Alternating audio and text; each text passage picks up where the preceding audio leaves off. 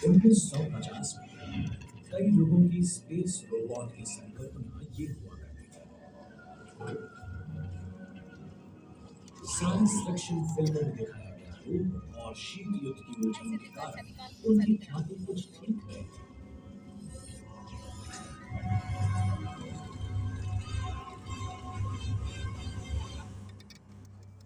पृथ्वी के पहले मानव निर्मित उपग्रह स्पुतनिक 1 का 1957 में प्रक्षेपण किया गया था, एक वैज्ञानिक जिज्ञासा की वजह से।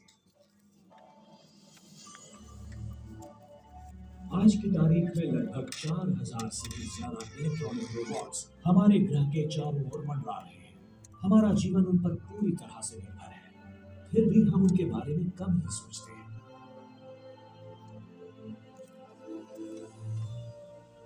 साइंस फिक्शन के रोबोट से काफी अलग दिखने वाले, सख्त ढांचे और अद्भुत चेतनाओं से सज्ज इन लोगों ने सबसे खतरनाक दूर स्थित मनोहारी जगहों को ढूंढ निकालने में हमारी मदद की है।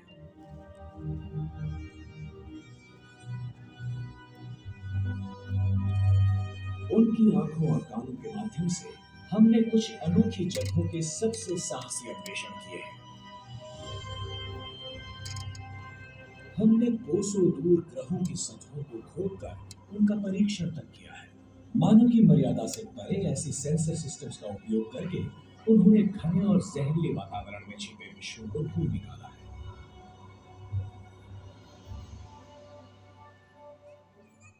और कुछ जो कई सदियों से अंतर्ग्रहीय अवकाश के भयप्रद विकिरण क्षेत्रों से सफर कर रहे थे, उन्होंने हमारे सौर मंडल के सबसे दूर तक के वैश्विक रहस्यों को उजागर किया। हम मानव जहां जाने का साहस नहीं करते, वहां रोबोट्स बेखौफ चले जाते हैं।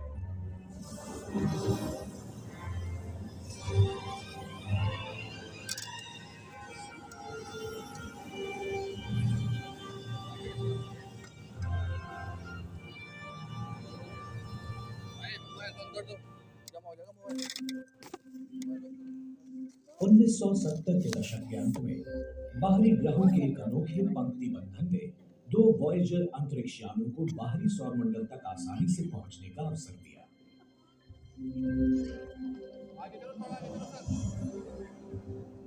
हमेशा महाकाय ग्रहों का भ्रमण करने वाले छोटे विश्व प्रभावित कर जाते हैं, जैसे ये मिरांडा, यूरेनस का 480 किलोमीटर की लंबाई वाला चांद। जब भूभाग का एक बड़ा शिलाखंड सतह से ऊपर उठकर वहीं पर जम गया, तब ये 5 किलोमीटर ऊंची दीवार का निर्माण हुआ। एक छोटे विश्व के लिए ये महाकाय है। पृथ्वी की तुलना में ये चट्टान 470 किलोमीटर ऊंची होगी।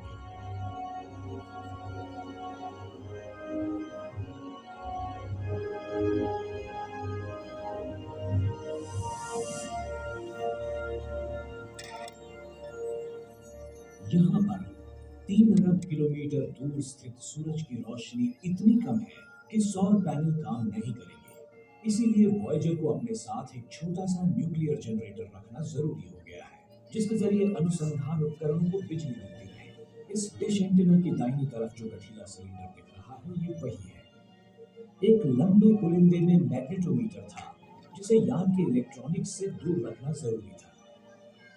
कई कैमरे और सेंसर्स का एक गतिशील समूह इस विशाल रोबोट की आंखें और कान थे। अन्य ग्रहों पर हुई यशस्वी यात्राओं से प्रोत्साहित होकर वॉयेजर 2 की उड़ान का समय 30 से मात्र 12 वर्ष किया गया।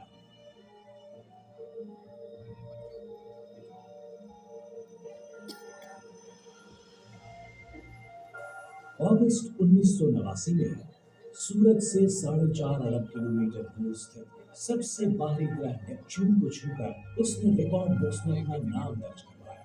उसने 4 ग्रहों की यात्रा की, तो पहली बार, और 48 चांद ढूंढने में मदद की। अब ग्रहों का इस लाभदायक तरीके से सम्मिलित होना 150 वर्षों बाद ही मुमकिन है। आश्चर्य की बात यह है कि सबसे भीतरी ग्रह बुध और शुक्र का अन्वेषण करना काफी मुश्किल है।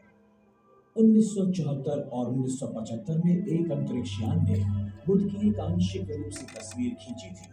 पर दोबारा किसी रोबोट को खोज यात्रा पर लौटने के लिए 33 वर्ष लगे।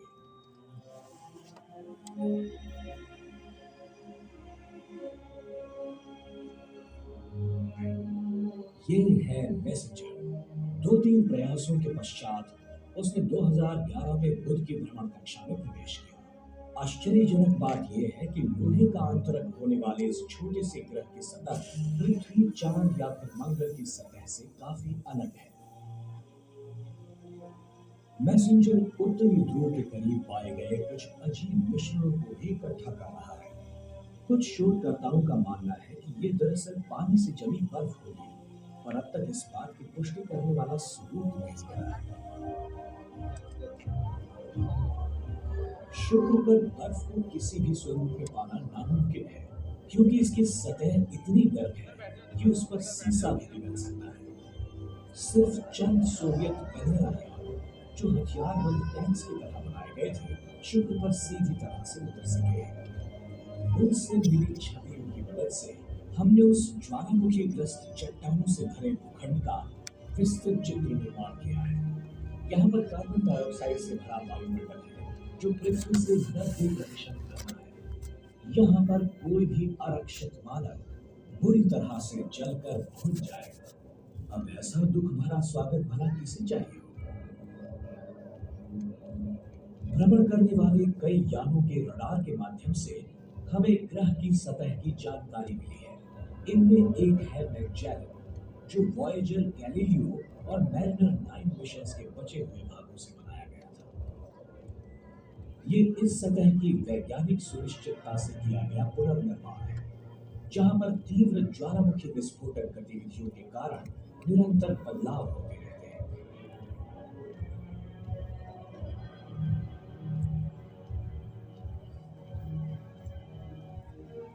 शुक्र आकार में पृथ्वी से दुगना है, पर इसका घना कार्बन डाइऑक्साइड वायुमंडल, सल्फ्यूरिक एसिड से भरे बादल और भट्टी जैसा तापमान हमें यही जताता है कि भविष्य में कोई भी मानव या रोबोट्स इस पर सबसे आखिर में जाना ही पसंद करेगा।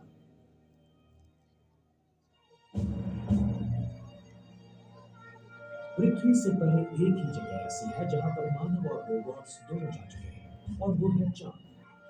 पर जिनका जन्म 1970 के बाद हुआ है, उनके लिए तो मानव चलित चंद्र यात्राएं ऐतिहासिक घटना है। हाल ही में चांद के ध्रुवों पर पानी जमकर बर्फ होने की खोज के कारण भविष्य में अन्वेषण और औद्योगिकीकरण की संभावनाएं बढ़ गई हैं।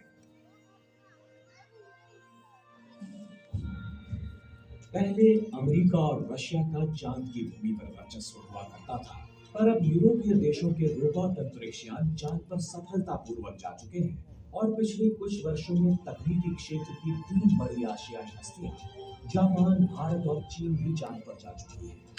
अब तो पहले अशासकीय चंद्र रोबोट के लिए 3 करोड़ अमेरिकी डॉलर्स का इनाम रखा गया है, जिससे नजदीकी भविष्य में दोबारा चांद पर सफर शुरू हो सकता है।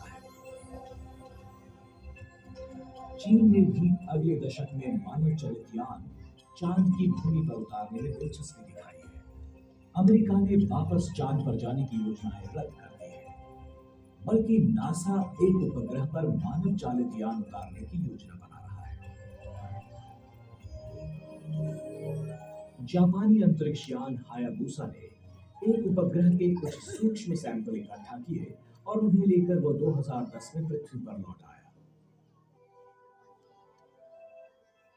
2011 के मध्य में डॉन अंतरिक्षयान ने मंगल और जुपिटर के बीच स्थित दूसरे बड़े उपग्रह वेस्टा की परिक्रमा शुरू की। उसके परीक्षण ये बताते हैं कि वेस्टा उसके 4 अरब वर्षों पहले हुए निर्माण से लेकर आज तक उसी स्वरूप में है, पर उसकी अलग अलग किस्म की विशेषताएं ये सूचित करती हैं कि इस छोटे से विश्व में और बड़े ग्रहों में बहुत समानताएं भी हैं। डॉन अब सबसे बड़े उपग्रह की ओर जा रहा है, सीरियस। भविष्य में उपग्रहों पर खनन पृथ्वी पर होने वाली खनिजों की कमी के लिए एक महत्वपूर्ण स्रोत होगा। ऐसा अनुमान लगाया जाता है कि चंद किलोमीटर दूरी पर होने वाले एक साधारण उपग्रह का व्यावसायिक मूल्य लगभग 80 ट्रिलियन डॉलर्स होगा, जो अमेरिका के राष्ट्रीय ऋण से 5 गुना ज्यादा है।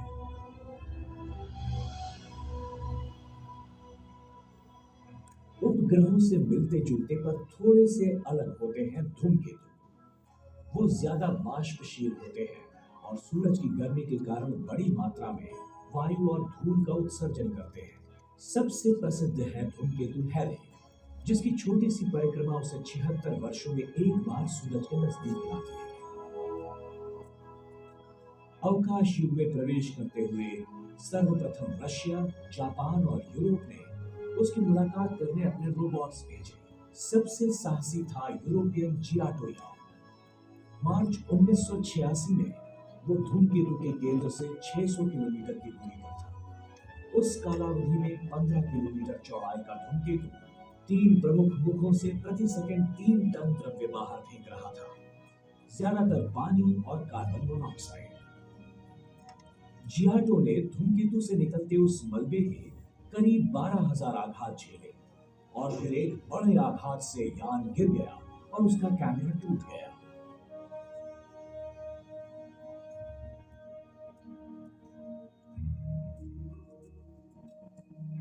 तब से लेकर आज तक कई अंतरिक्ष यान बड़ी सतर्कता से कम सक्रिय धूमकेतुओं का सफर कर चुके हैं। धूमकेतु की धूल जमा करने में वे कामयाब हो गए हैं और द्रव्य को बाहर निकालने के लिए कुछ तो जानबूझकर उनसे टकराते हैं।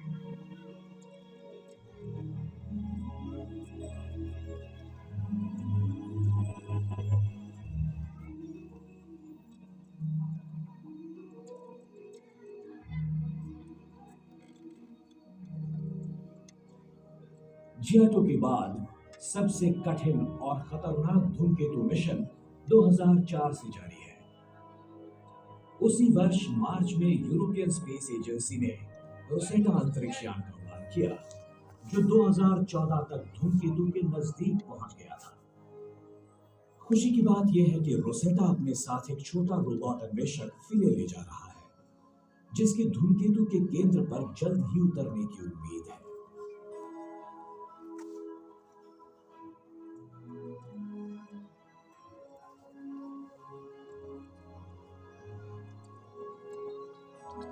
उपग्रहों और धूमकेतुओं का अन्वेषण और उनकी प्राचीन संरचनाएं हमें शायद 4 अरब वर्षों पहले ग्रह कैसे बने थे ये बताएगी।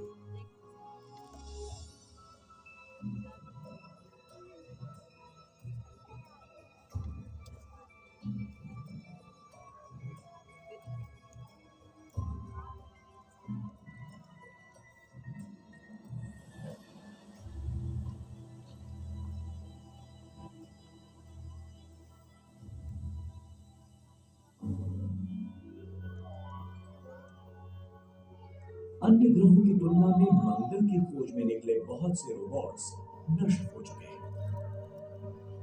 इस मामले में रूसी सबसे ज्यादा दुर्भाग्यशाली है। 2011 में उनका सबसे अत्याधुनिक मंगलीय रोबोट पृथ्वी की परिक्रमा भी पार न कर सका।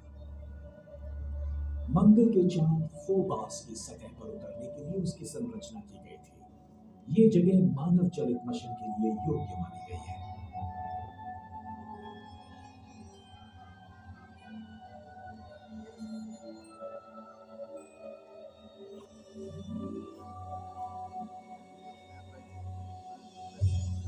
इन सब कठिनाइयों के पश्चात अमेरिका और यूरोप के कई रोबोटिक अन्वेषण जारी हैं। 2012 में अमेरिका ने उसका सबसे बड़ा और सबसे अत्याधुनिक रोवर क्यूरियोसिटी मंगल पर उतारा और मंगल के अन्वेषण के एक नए अध्याय की शुरुआत की, जो शायद पहले मानव चलित मंगल अवतरण को प्रोत्साहन देगा।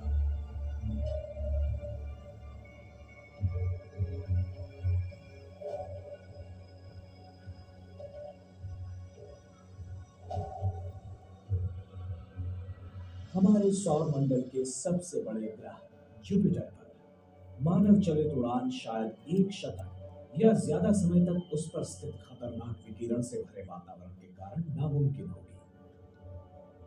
रोबोट्स को भी यहाँ पर जीवित रहने के लिए सख्त होने की जरूरत पड़ती है।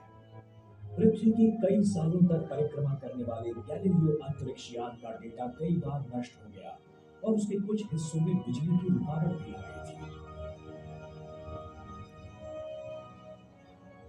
रोबोट्स और मानव दोनों के लिए ये जगह घातक है।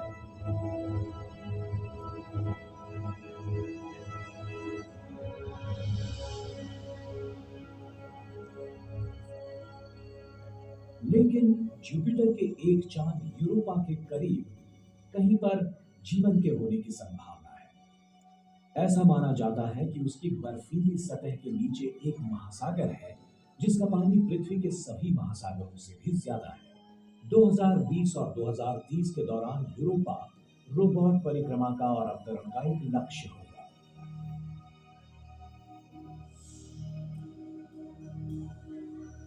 एक विशाल मोटर की तरह दिखने वाला जूनो नई उच्च तकनीकी सौर पैनल्स का उपयोग करके विद्युत शक्ति का निर्माण करता है। सूरज की रोशनी जुपिटर तक पहुंचते पृथ्वी की तुलना में 25 गुना कमजोर हो जाती है।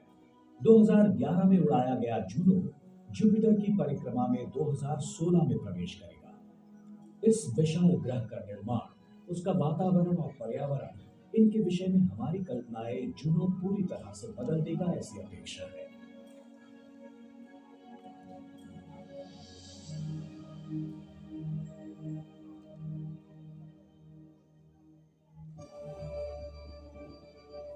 जुपिटर से दोगुने अंतर पर है शनि, जो इन वायु से भरे महाकाय ग्रहों में दूसरा सबसे बड़ा ग्रह है, जो अन्वेषकों के लिए एक चुनौती है।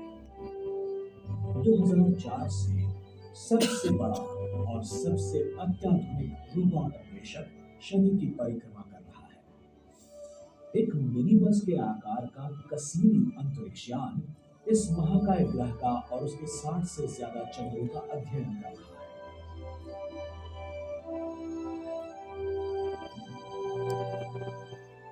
कसीनी के आयुधों में शनि के शानदार बलों की माला कैसे आश्चर्यजनक रूप से जटिल और निरंतर बदलती रहती है, इस पर प्रकाश डाला है।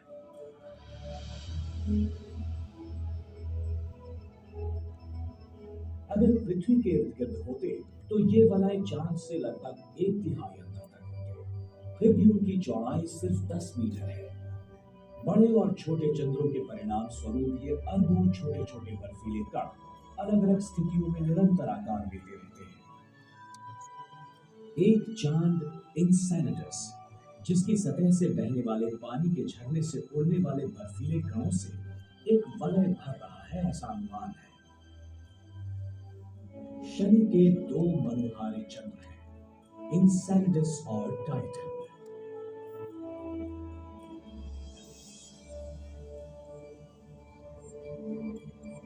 1980 में वॉयेजर 1 ने दूर के ग्रहों को छोड़कर अपना ध्यान टाइटन पर दिया। ये चंद्र बुध ग्रह से भी बड़ा है। वॉयेजर के कैमरा ने यह बताया कि टाइटन की सतह घने वातावरण के पीछे छिपी है, लेकिन अन्य उपकरणों की सहायता से यह पता चला कि यह वातावरण मुख्य रूप से नाइट्रोजन और उसके ऊपर स्थित घने हाइड्रोकार्बन का कोहरा था। इसका मतलब टाइटन 4 अरब वर्ष पहले हमारी पृथ्वी जैसा ही था, पर अंतर्ग्रहीय बर्फीले वातावरण में जम गया।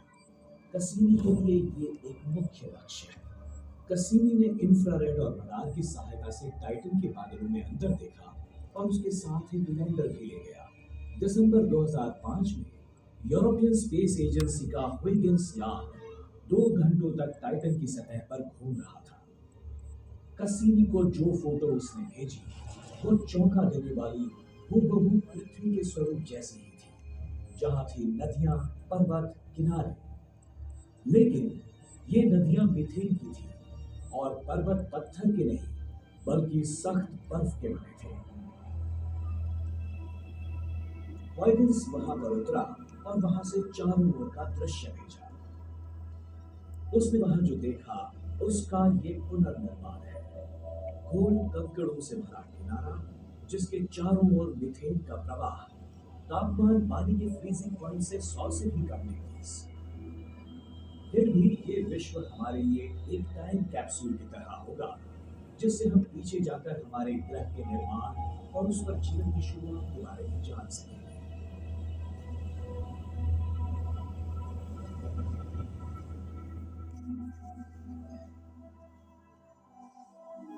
भविष्य में एक और टाइम कैप्सूल हम खोज सकेंगे जब न्यू होराइजन अंतरिक्ष यान प्लूटो और शारोन की ओर उड़ान भरेंगे।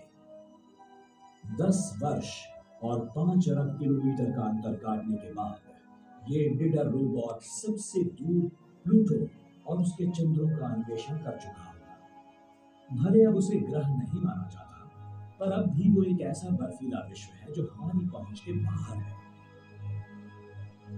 ये क्या है? किसी बाहरी ग्रह का खोया हुआ चांद, एक महाकाय धूमकेतु, बर्फ का एक गोला, या फिर बर्फीले झरने का जमघट?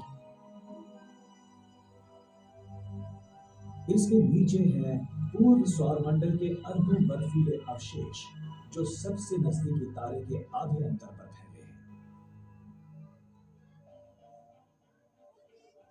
तारों की परिक्रमा करने वाले ग्रहों का निरीक्षण करने वाले और एक रोबोट के निशाने पर नजदीकी तारे हैं। तारों से निकलता प्रकाश समय के साथ कैसे बदलता है, इसका अध्ययन करने के बाद हमें अनदेखे विश्वों के बारे में और उनकी परिक्रमा के बारे में जानकारी मिल सकती है।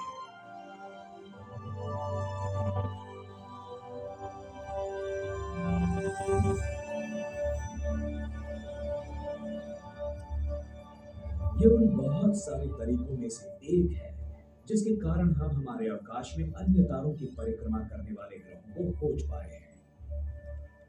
कुछ एक ग्रहीय मंडल है तो कई बहुत ग्रह वाले हैं, पर वहां पर ढेर सारे ग्रह हैं, विलक्षण विविधता से भरे हुए। यहाँ जैसे हमारे आधुनिक रोबोट्स अन्य ग्रहीय जीव सृष्टि के संकेत ढूंढ रहे हैं, तो क्या शायद उनके रोबोट अन्वेषक भी हमारे इस छोटे से विश्व को देखते होंगे और अवकाश के घने अंधेरे से रास्ता काटता हुआ दूर से किसी परग्रहीय संस्कृति से, तारों के बीच की गहराई से कोई रोबोटिक राजदूत क्या हमारी ओर आता होगा?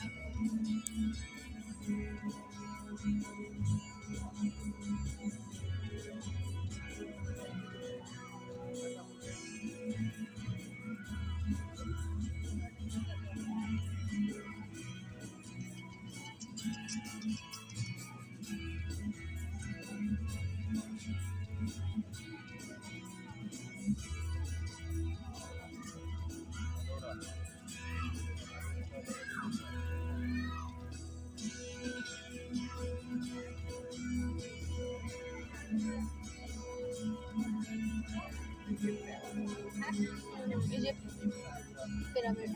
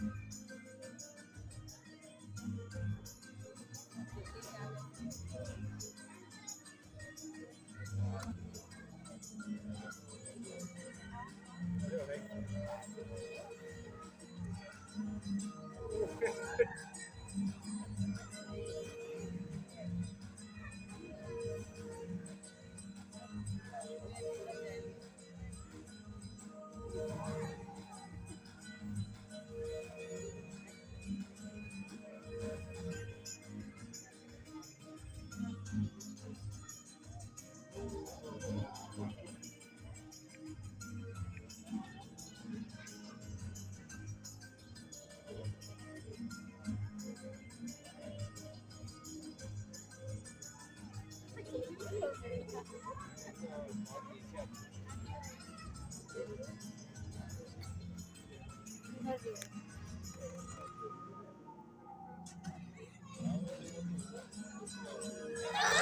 बाप रे, ये मेरे को लगा।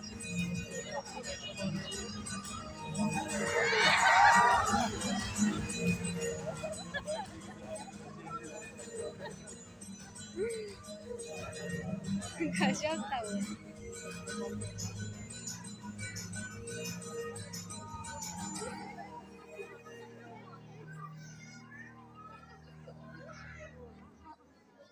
खत्म।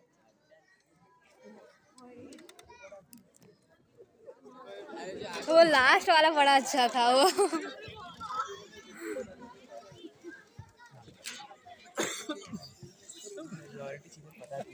खत्म। कैसा लगा मम्मी? हाँ लास्ट में वाला अच्छा। चलो एग्जिट।